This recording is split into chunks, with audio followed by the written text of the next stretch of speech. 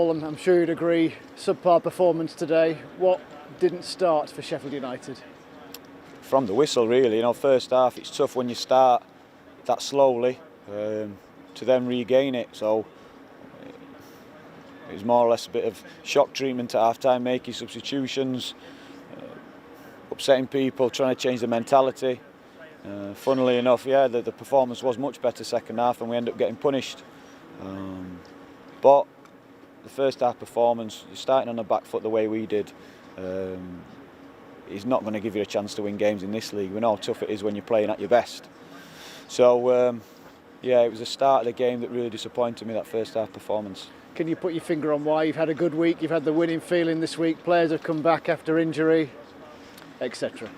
No, you can't. You can't put your finger on that. If it was that easy, we'd be up near the top of the league, wouldn't we? So we know how difficult it is.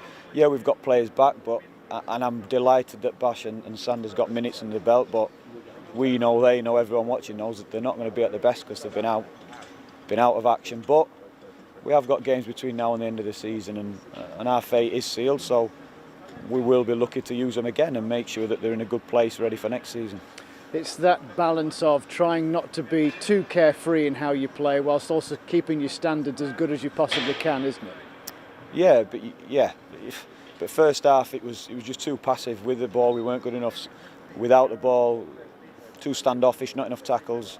The start of the second half was the exact opposite, and how we want to play and how this team can play, and what's brought them the success. So yes, while we got punished with the goals second half, the attitude and the way the team looked was much better. Does it give you food for thought? Because yes, players are returning of course, but certainly with regard pass and movement and the triangles out wide, it looked a little bit more like when Sheffield United were at the peak of their powers. Yeah, well, at times. That's it. It's a mentality. Same play, it's a mentality, and you have to, especially when you're playing against opposition like this, you can't be fearful. You can't start on the back foot. You can't be worried about what they're going to do to you. You have to try and impose yourself on the game. And if your best is not good enough, then so be it. But the first half wasn't our best. There was a controversial moment regarding John Fleck. Have you been able to see the footage? What's been said about that and his coming together with Lo Celso? Yeah, no, I've not seen it other than live.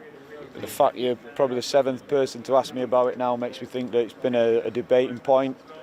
But as I said in the other ones, there's no hiding place now, the amount of cameras at a football match, so I'm presuming it's been seen by everyone and debated, and we have to trust the VAR and the officials.